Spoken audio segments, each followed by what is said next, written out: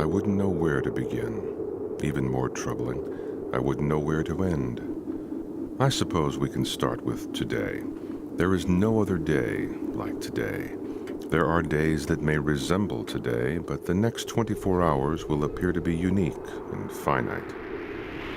The universe, vast beyond human comprehension, theoretically infinite in its scale, matter, and chance. Without bounds, any and every occurrence will repeat itself an infinite amount of times.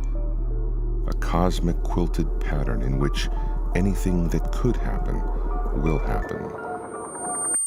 Today we will focus on our subject X, Vincent. Of course, his name does not make a difference. A tremendously arbitrary person in relation to an infinite universe. Just as arbitrary as the day itself, I suppose.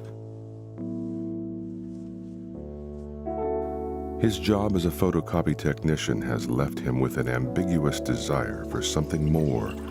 He tried to legally change his name to Crouton, but couldn't be bothered with the paperwork and fees.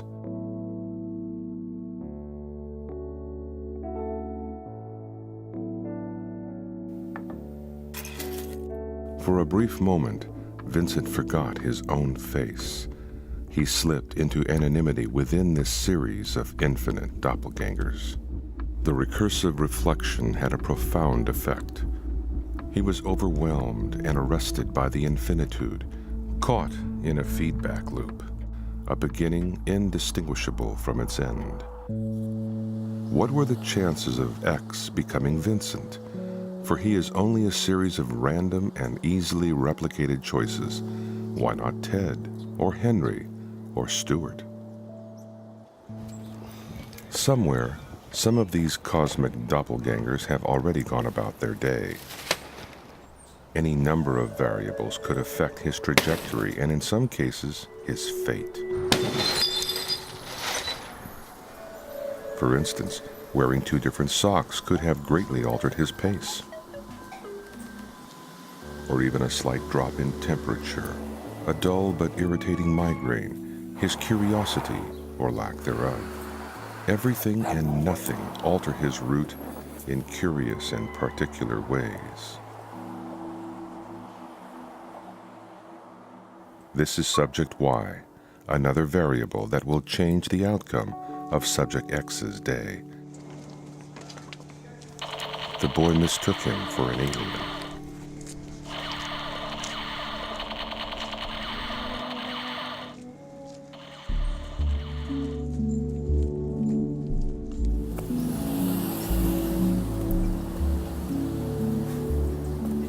For several serendipitous blocks, he traced her footsteps.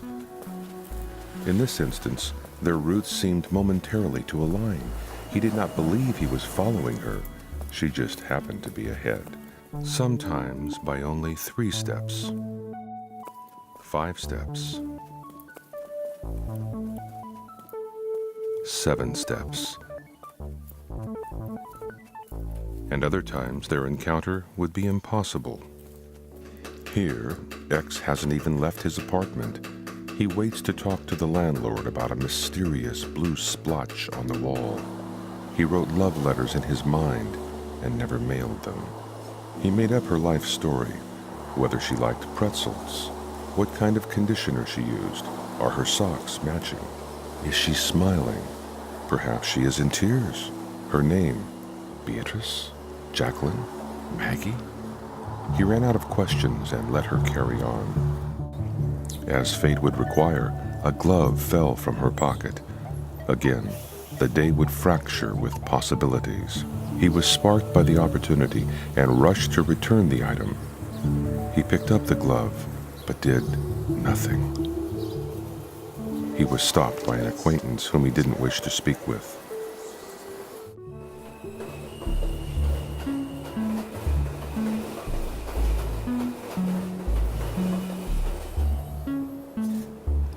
He followed her to the train, but didn't know what to say. He followed her to the train, but was 4 steps too late. Of all the outcomes, none of them were right, and none of them were wrong. sometimes a bit too passive, other times a bit too aggressive. With a well-timed, humbled look, they would engage in conversation. He said the right thing. "You make my brain dance." He said the wrong thing. "You look like a dog." He said a bold thing. "I want to carry you home." He asked her to forget about the day, and she agreed. Neither of them would be missed.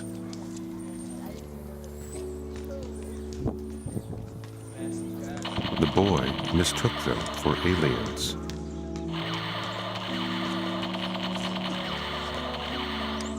Most of the time, their playful banter would carry on for most of their time, and the moments of silence passed with equal enjoyment. He gently touched her elbow to signify his interest, and she reciprocated and handed him a small gift. He was told he could never lose it. There was no explanation for the blue splotch on the wall. The moment was incredibly fleeting, yet it would happen again and again. They continued to talk as if they were familiar strangers. The view from X's apartment was comparable to the view from Y's apartment. Of all the outcomes, none of them were right and none of them were wrong. Somewhere else, they are someone else's someone else. They passed each other without recognition. He knew this would be the place he saw her last. He missed her without even knowing who she was. He wished things to repeat. He knew he could not have her here. Subject X's doubt and self-pity became superfluous within the abundance of infinity.